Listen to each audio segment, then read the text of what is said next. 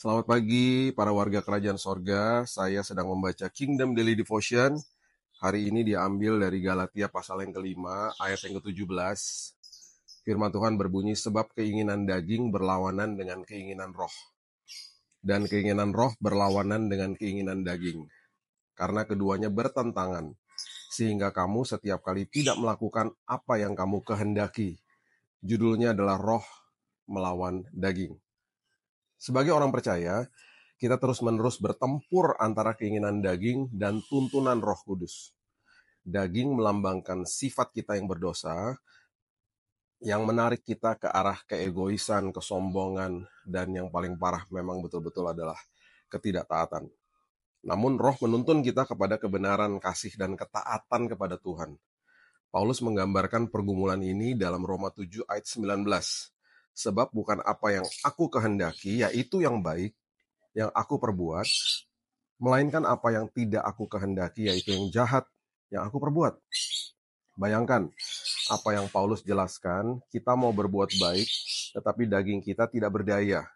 Roh Kudus memberi kita kuasa hari ini untuk mengalahkan keinginan daging ketika kita berserah kepadanya setiap hari. Nah, bagaimana sih caranya berjalan di dalam roh? Perbaharui pikiran kita setiap hari.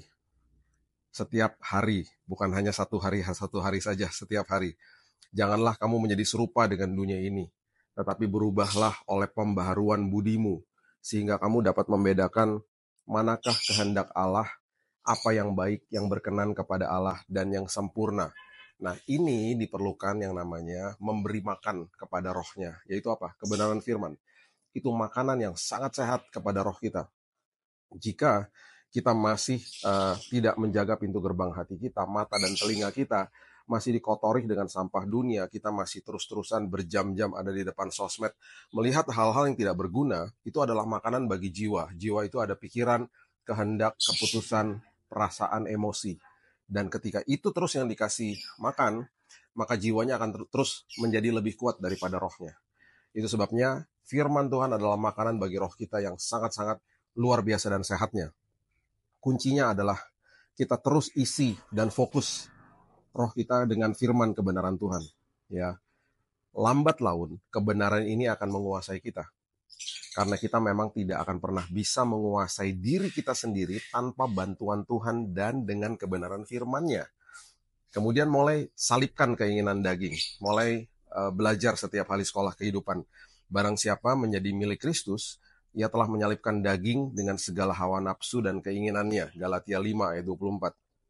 Kita semua punya keinginan dosa atau kelemahan daging kita. Mulai serahkan keinginan berdosa kita kepada Tuhan setiap hari dan minta kekuatan daripadanya. Apa yang terjadi?